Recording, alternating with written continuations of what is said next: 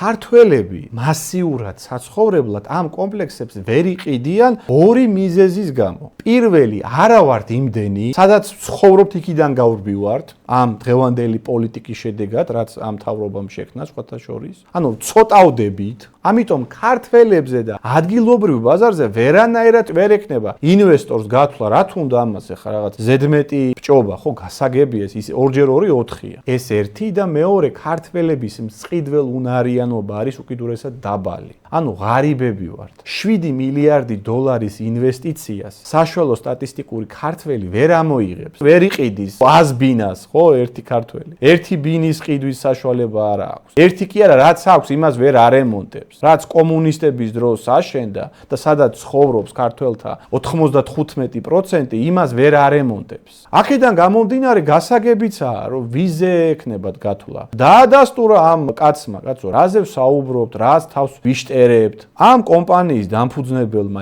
MR ჯგუფის და Eagle Hills-ის პრეზიდენტმა და გენერალურმა დირექტორმა, ბატონმა მოჰამედ ალაბარმა დაადასტურა.